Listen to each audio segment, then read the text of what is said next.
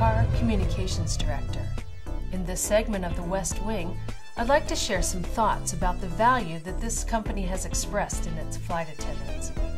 In November of last year, I interviewed U.S. Airways CEO Doug Parker about single contract negotiations, the value of employees, and the immense labor issues that were looming before the company. The full effects of management's blinders were revealed when I asked Parker about incentives for flight attendants to assist in creating a successful merger.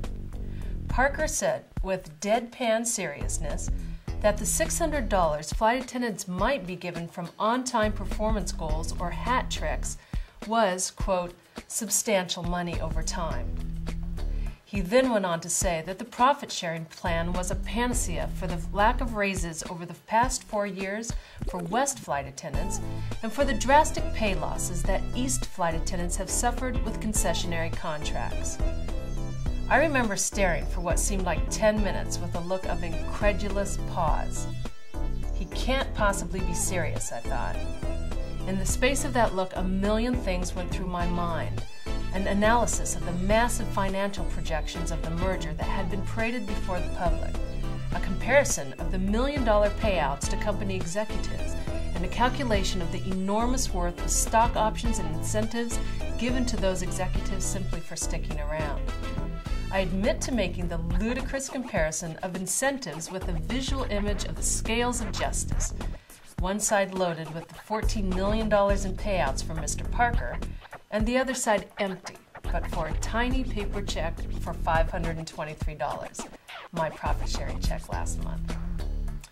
In this moment that seemed an eternity, I had a flashback to 2001, when Doug Parker begged employees to hold the airline together and help them lobby Congress for the loan packages that would help America West through the worst financial slump in the airline industry.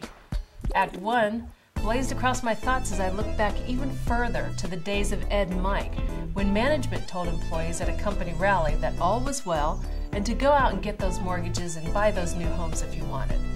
The next day, the company filed for bankruptcy protection. That was in 1991.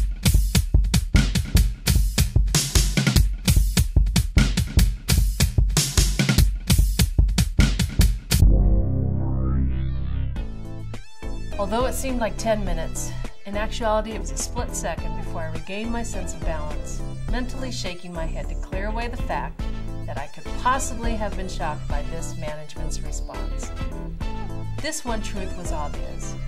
Management thinks those who serve the passengers, who create the millions of great vacation moments for travelers every year, who strategically rearrange passengers like a game of chess on full flights, who distract the ugly drunks from harm, who absorb the physical blows of those unhinged by air rage, who calm the fearful flyers, who comfort the distraught children shuffled between families all summer, who fix the messes of reservation systems, catering departments, and schedulers, who resuscitate those who quit breathing, and who rescue those caught up in airline disasters, are only worth $600 to this company. $600. That is what management thinks you're worth.